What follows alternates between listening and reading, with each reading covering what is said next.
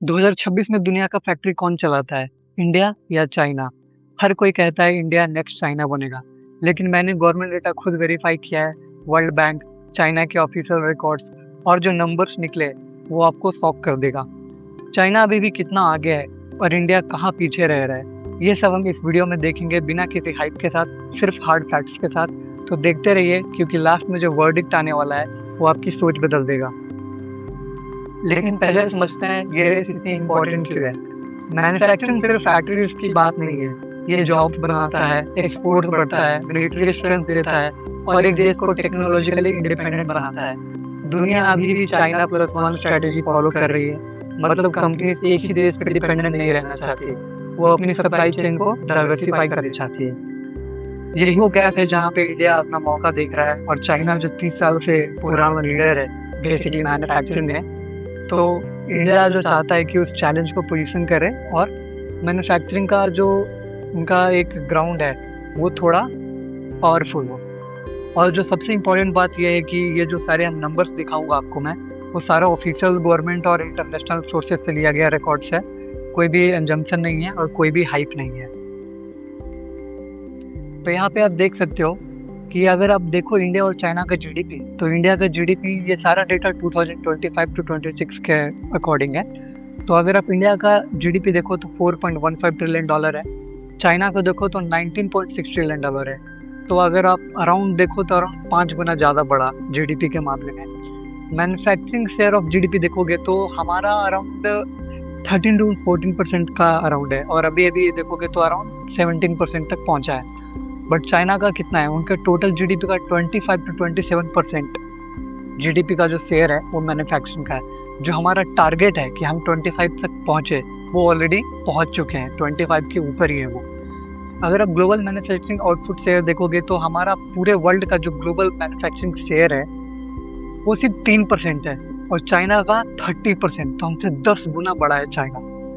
Total export अगर आप देखोगे गुड्स और सर्विस दोनों मिला करके, तो हमारा कितना एक्सपोर्ट है जो हम टोटल एक्सपोर्ट कर पाते हैं, वो अराउंड $860 बिलियन है। और चाइना को जो ओनली गुड्स है, ओनली गुड्स, वो $3.8 ट्रिलियन है। तो अराउंड $4 ट्रिलियन का वो गुड्स एक्सपोर्ट करते हैं, और हम गुड्स प्लस सर्विस दोनों मिला करके 860 करते हैं। अगर मैं बेसिकली ओनली गुड्स की बात करूँ तो अराउंड $400 बिलियन के करीब है, जो हम आगे डेटा में देखने वाले हैं।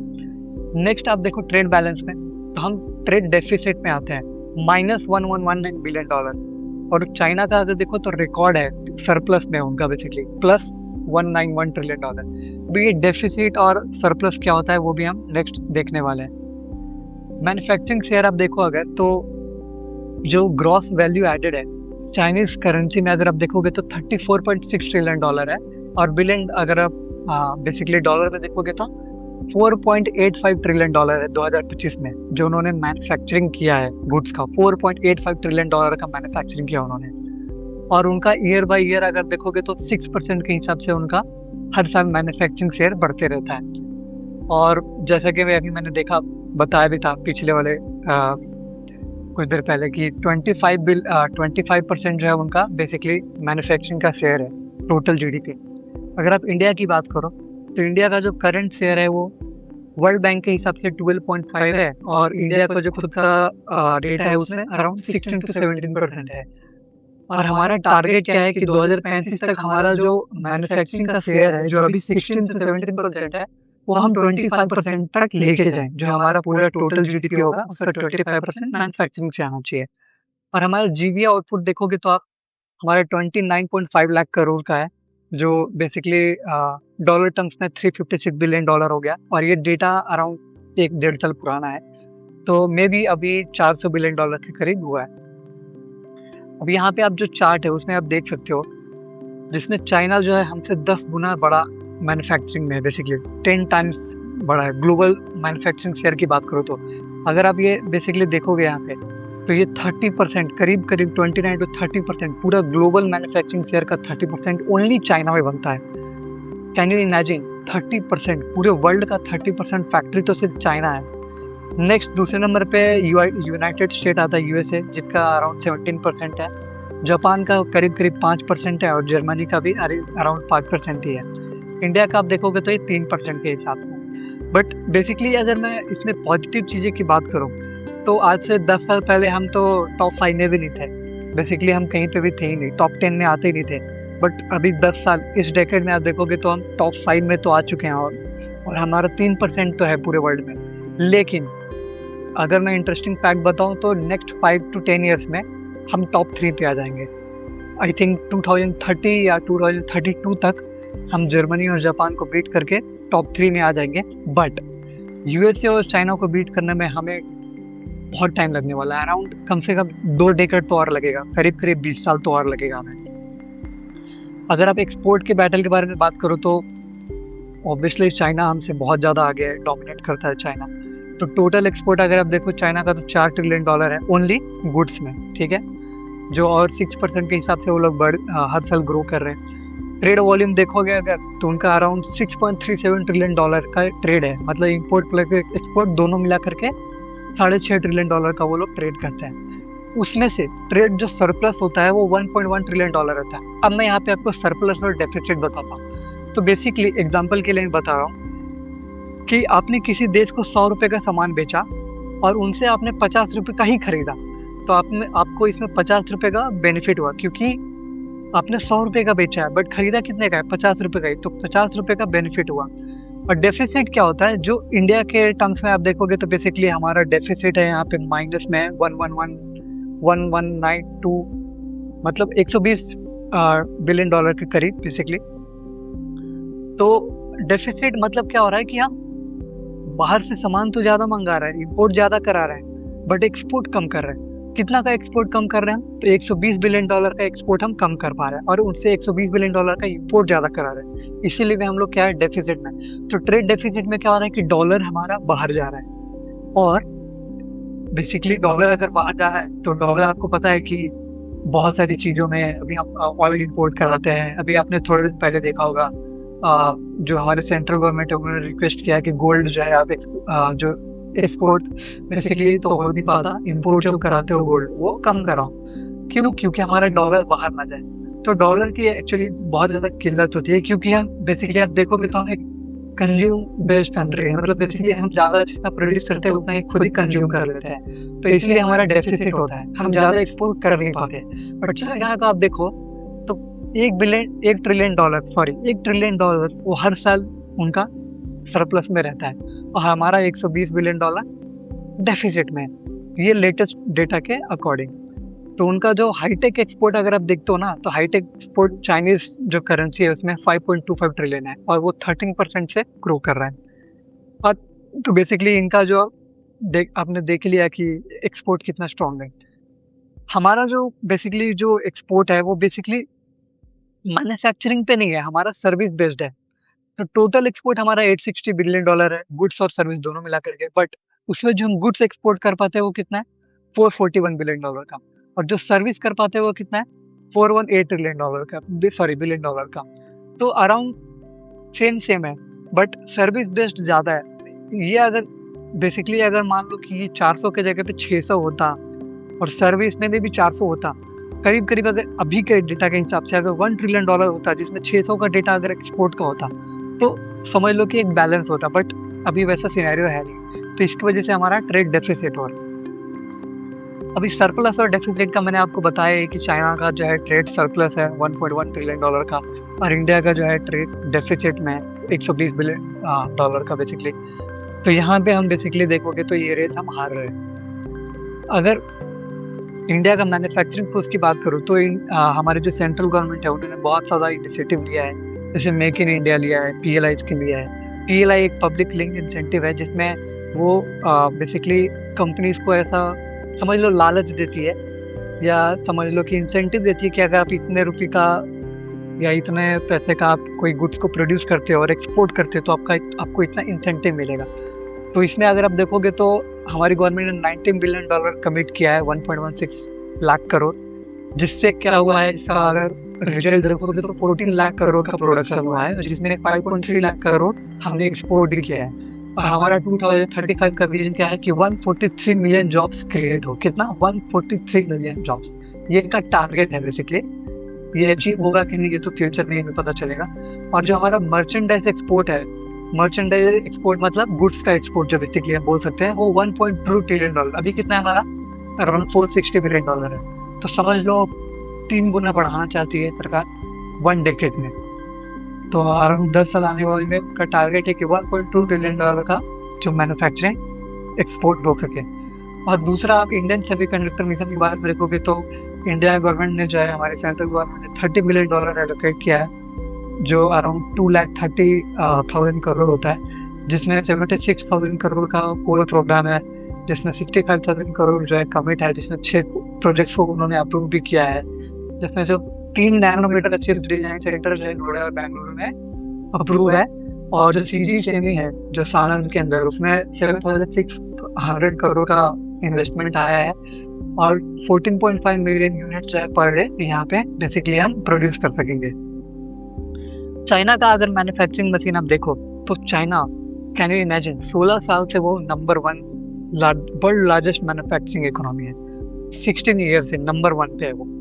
अगर आप उनका देखोगे तो हर साल अराउंड 6-7%, बट 2025 में 9% के हिसाब से उनका ग्रो हुआ है। और उनका जो भी बेसिकली जो फॉरेन ट्रेड होता है ना, जिसमें 60% पूरा जो पार्टिसिपेशन है वो प्राइवेट कंपनियों का है। और जो उनके FDI जो आता है, फॉरेन डायरेक्ट इन्वेस्टमेंट जो आता है मैन्युफैक्चरिंग में, जो अराउंड 25% आता है फॉरेन डायरेक्ट इन्वेस्टमेंट जो है, उन्होंने जो शेयर है उन्होंने 25% का फॉरेन डायरेक्ट इन्वेस्टमेंट अट्रैक्ट किया है। तो इससे आपको पता चल सकेगा कि चाइना हमसे बहुत ही ज़्यादा आगे है, हर चीज़ में चाइना आ गया, उनका ग्लोबल डोमिनेंस है अभी, EV, lithium batteries, everything, robotics, electronics में तो आप बहुत ही आगे हैं वो। बट इंडिया का अगर कुछ जो चीज़ें चेंजेस में अब देखने के लिए मिलता है हमें, जो हम थोड़ा आगे बढ़े, वो इलेक्ट्रॉनिक्स और मोबाइल में हमें देखने मिलेगा। जैसे आपको सबको पता है कि 2014 में सिर्फ हमारे इंडिया में 2 मोबाइल यूनिट थे, आज वो 100 के भी ऊपर चला गया है। और हमारा मोबाइल पहले हम बाहर से इंपोर्ट कराते थे, अभी यहाँ पे खुद तो बनता ही है, हम एक्सपोर्ट भी करते हैं। और आईफोन ने भी बहुत ज़्यादा यहाँ पे इन्वेस्टमेंट किया है। और मोबाइल एक्सपोर्ट में अगर आप देखो तो हम $20 बिलियन हिट कर चुके हैं, 44% का ईयर और ईयर ग्रोथ है इसमें, जिसमें फॉक्सकॉन जो आईफोन की ही सब्सिडरी कंपनी है बेसिकली, तो फॉक्सकॉन अपना जो आईफोन कैपेसिटी है उसको डबल करना चाहती है, around 25 to 30 million units basically उनका कैपेसिटी बढ़ाना चाहती है। और सैमसंग का भी जो नोएडा में प्लांट है, वो डोमेस्टिक और एक्सपोर्ट में बहुत ज़्यादा वो अपना एक रोल निभा रहे हैं। और इसमें PLI स्कीम ने भी बहुत ज़्यादा काम किया है, जिसमें अराउंड 8,000 करोड़ का इन्वेस्टमेंट PLI स्कीम की वजह से आया है, और करीब 5 लाख करोड़ का जो है इसकी वजह से प्रोडक्शन हुआ है। तो यहाँ पे असेंबली यूनिट अभी मोस्टली आप देखोगे तो इंडिया में असेंबली यूनिट ही है मोस्टली, मतलब मैं बोलूँगा ऐसा नहीं कि मैन्युफैक्चरिंग नहीं हो रहा, कंपोनेंट्स हो रहा है बट बहुत ही कम हो रहा है। बट असेंबली में आप देखोगे तो हम थोड़ा आगे ही हैं अभी के लिए। लेकिन धीरे धीरे सरकार का यही, गवर्नमेंट का जो बेसिकली स्टेप यही है कि वो असेंबली से हम डोमेस्टिक कंपोनेंट्स के मैन्युफैक्चरिंग पे जाए।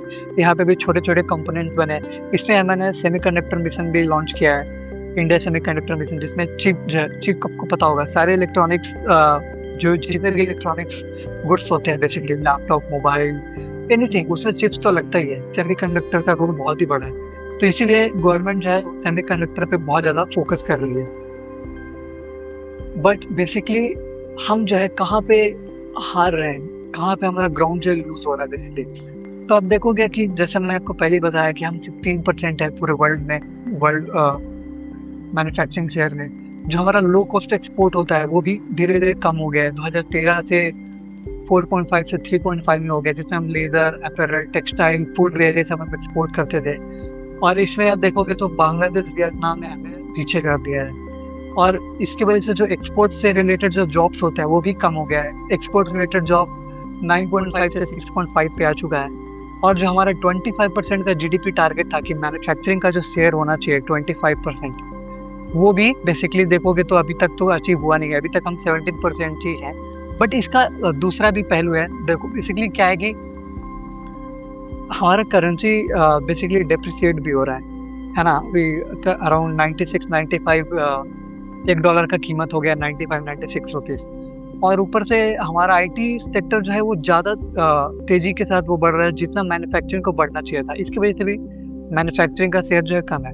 बट ये कोई एक्सक्यूज़ नहीं हो सकता, हमें और भी ज़्यादा ध्यान देना चाहिए गवर्नमेंट को, और भी ज़्यादा नए नए स्कीम्स लाने चाहिए, और भी ज़्यादा पीएलआई जो पीएलआई उन्होंने प्रोडक्ट लिविंग इंसेंटिव लॉन्च किया है वो और अलग अलग सेक्टर्स में लॉन्च करना चाहिए, ताकि हमारा जो मैन्युफैक्चरिंग है, जो मैन्युफैक्चरिंग पावर हाउस हम बन सके। बट अब अगर आप देखोगे तो चाइना भी बहुत ज़्यादा प्रेशर में है। उनका भी आपने देखा होगा तो प्रॉपर्टी सेक्टर में अराउंड 17% का जो इन्वेस्टमेंट है कम हुआ है। जो एसेट फिक्स्ड एसेट होता है उसमें भी 4% का इन्वेस्टमेंट कम हुआ है। अर्बन एम्प्लॉयमेंट उनका 5% के करीब है।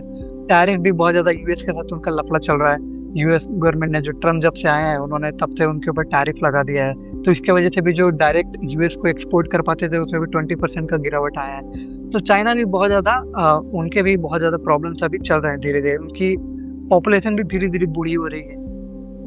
तो बेसिकली अगर आप head to head final comparison करें तो ये डेटा आपको अच्छे से समझ में आएगा। तो मैन्युफैक्चरिंग जीडीपी शेयर अगर आप देखोगे तो इसमें कौन जीत रहा है, विनर कौन है। बेसिकली विनर देखोगे तो चाइना है। उनका कितना है, इंडिया का सिर्फ 12.5% जो शेयर है नेशनल जीडीपी में। इसको बेसिकली 17% बोल दो, 17% हो चुका है अभी। और चाइना का आप देखोगे अगर तो 25% है। ग्लोबल मैन्युफैक्चरिंग आउटपुट अगर देखोगे तो यहाँ पे भी विनर कौन है, चाइना। हमारा कितना है, सिर्फ 3% है। चाइना का कितना है, 29%। किसमें, ग्लोबल मैन्युफैक्चरिंग आउटपुट में। अगर एक्सपोर्ट में आप देखो अगर, तो यहाँ पे विनर कौन है, चाइना है। टोटल गुड्स एक्सपोर्ट अगर आप देखोगे तो हम $860 बिलियन का करते हैं, चाइना $4 ट्रिलियन का करता है, तो हमसे बहुत ही ज्यादा आगे है। ट्रेड बैलेंस में भी देखोगे तो विनर चाइना ही है। यहाँ पे भी आपको मैंने बताया है कि हमारा जो ट्रेड डेफिसिट में जाता है $119 बिलियन, और चाइना जो है ट्रेड सरप्लस में जाता है कितना, $1.20 ट्रिलियन। कैन यू इमेजिन, बहुत ही बड़ा नंबर है।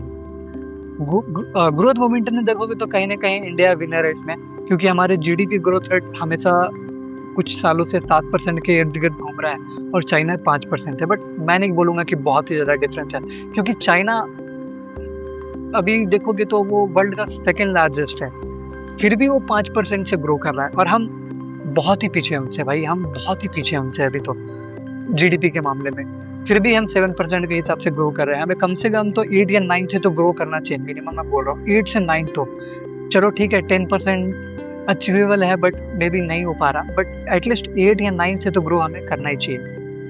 नेक्स्ट अगर आप देखोगे ग्रोथ इलेक्ट्रॉनिक्स असेंबली ग्रोथ में, तो यहाँ पे भी अभी विनर इंडिया को बोल सकते हैं, क्योंकि हमारा मोबाइल फोन एक्सपोर्ट धीरे धीरे बहुत ही ज़्यादा स्पीड से बढ़ रहा है। देखो 44% से हमारा जो है एक्सपोर्ट हर साल से बढ़ रहा है, तो ये बड़ा नंबर है।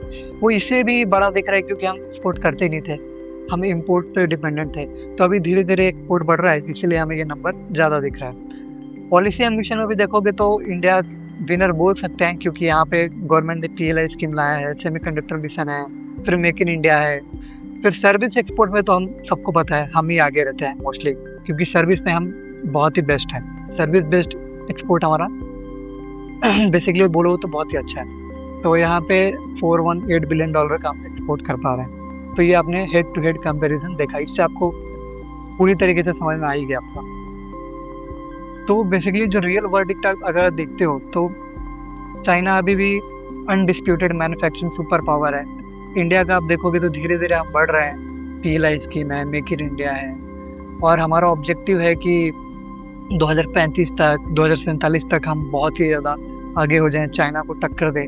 बट मेरा ये मानना है बेसिकली आप देखोगे तो कि हमें देखो चाइना को जो है वर्ल्ड मैन्युफैक्चरिंग हब बनने के लिए, वर्ल्ड फैक्ट्री बनने के लिए 30 साल लगा, और जैसा कि आपने देखा अभी 16 साल से वो नंबर 1 पे हैं। अभी हमारे को कितना हुआ, हमको अपने को 10 साल ही हुआ, ठीक है ना। तो अपने को कम से कम और 20 साल तो लग ही जाएगा, मिनिमम बोल रहा हूँ मैं। अपने को भी 30 साल तो देना पड़ेगा। और मैं नहीं बोल रहा कि चाइना का लेवल का हो जाएगा कि नहीं हो जाएगा, वो बात की बात है, बट कम से कम 10 साल अगर आप और देते हो नेक्स्ट डेकेड तक, अभी 2026 है, अगर आप 2035 या 2040 में बोलता हूँ, चलो 15 साल ले लेता हूँ, 2040 में अगर आप देखोगे तो मेरी इंडिया जो है कहीं ना कहीं चाइना को टक्कर देते हुए या यूएसए को टक्कर देते हुए जरूर दिखेगा। मैं ये नहीं बोल रहा कि 2035-2040 तक यूएसए को और चाइना को इंडिया पीछे कर देगा, बट टक्कर तो जरूर देगा। टॉप 3 में तो रहेगा, ये तो पता है सबको। बट कहीं ना कहीं एक कंपटीशन, तगड़ा कंपटीशन मिलने वाला है। बट हमें बहुत सारी चीज़ों पे ध्यान देना पड़ेगा। तो चाइना जो वर्ल्ड फैक्ट्री पर है वो 30 साल में बन रहा है, और ट्राई कर रहे हैं कि 10 सालों में बन जाए, तो ये तो पॉसिबल नहीं होगा। हमने अपने को कम से कम और 10 साल 15 साल तो देना ही पड़ेगा। और अभी जो आपको मैंने सारे जो डेटा, ये सारा डेटा आप यहाँ पे देख सकते हो। ये national bureau of statistics of China से लिया गया है, China general administration of custom से लिया गया है, और जो भी मिनिस्ट्री ऑफ स्टैटिस्टिक्स है। ये सारा डेटा मैंने अपने मन से नहीं लिया है, कोई भी एंजम्पशन नहीं है, सारा का सारा ऑफिशियल डेटा है। इंटरनेशनल डेटा सोर्सेस है, इंडिया डेटा सोर्सेस है और चाइना डेटा सोर्सेस है। सारा का सारा डेटा, सारे ऑफिशियल डेटा है, कोई भी एंजम्पशन नहीं है इसमें। तो दोस्तों, अगर आपको ये एनालिसिस पसंद आया होगा तो वीडियो को लाइक करो, चैनल को सब्सक्राइब कीजिए और कमेंट में बताइए कि आपको क्या लगता है बेसिकली कि अगले 10 साल में इंडिया कहाँ पे होगा, कौन जीतेगा। जो भी आपका पॉइंट ऑफ व्यू रहेगा वो आप कमेंट बॉक्स में डाल सकते हो। और बेसिकली भाई बहुत ही मेहनत कर रहा हूँ, तो चैनल को सब्सक्राइब जरूर कर देना और लाइक भी करना और कमेंट जरूर करना। अपने भाई को सपोर्ट करो भाई। हमारा टारगेट ये रखता है कि कम से कम 1000 सब्सक्राइबर तो जल्दी से जल्दी इस वीडियो के बाद कंप्लीट हो जाए। ये अपना टारगेट रखते हैं और ये वीडियो को अपने दोस्तों के साथ जरूर शेयर करना। और नेक्स्ट कौन से टॉपिक पे मैं वीडियो बनाऊँ ये भी जरूर बताइएगा। तो चलिए दोस्तों, मिलते हैं नेक्स्ट वीडियो में। तब तक के लिए जय हिंद, जय भारत, वंदे मातरम।